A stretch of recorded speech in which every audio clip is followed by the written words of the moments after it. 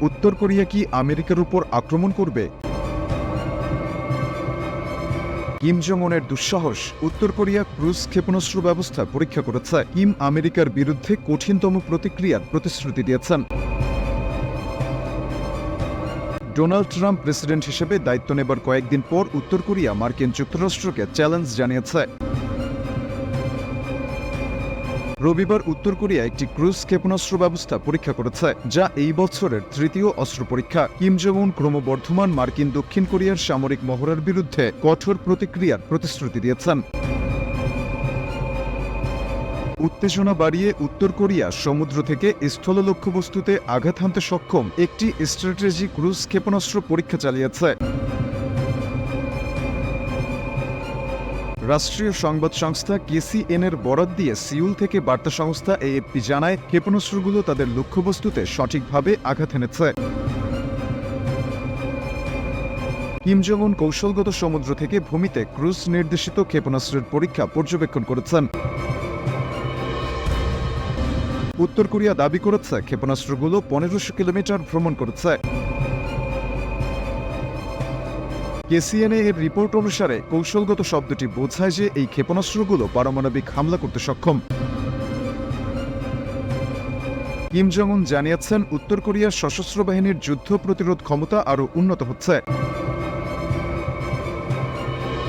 এদিকে দক্ষিণ কোরিয়া সামরিক জোটের মাধ্যমে উত্তর কোরিয়ার যে কোনো হুমকি প্রতিহত করার জন্য প্রস্তুত রয়েছে।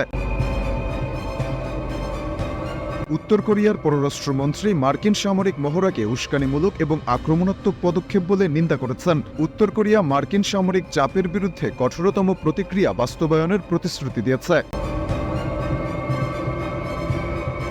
উত্তর কোরিয়া বিশ্বাস করে মার্কিন মহড়া উত্তর কোরিয়ার সার্বভৌমত্ব এবং নিরাপত্তা স্বার্থের লক্ষ্যবস্তু।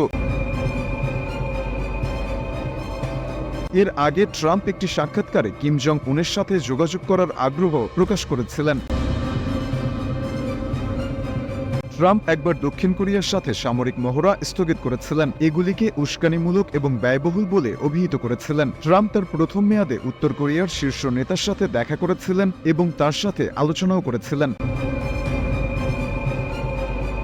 উত্তর কোরিয়া ও দক্ষিণ কোরিয়া 1950 থেকে 53 সালের যুদ্ধে 37 বছর ধরে যুদ্ধবিরতির মাধ্যমে প্রযুক্তিগতভাবে এখনও যুদ্ধরত রয়েছে, কিন্তু কোনো শান্তি চুক্তি হয়নি।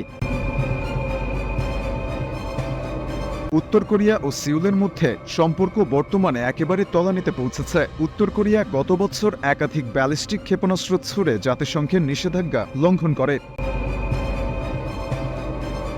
যুক্তরাষ্ট্র সতর্ক করে দিয়ে বলেছে, উত্তর কোরিয়া রাশিয়ার হয়ে ইউক্রেনের বিরুদ্ধে তাদের সেনাদের লড়াই থেকে লাভবান হচ্ছে। সেনারা যুদ্ধের অভিজ্ঞতা সঞ্চয় করছে, এতে করে উত্তর কোরিয়া প্রতিবেশী দেশগুলোতে যুদ্ধ চালানোর জন্য আরও সক্ষম হয়ে উঠছে।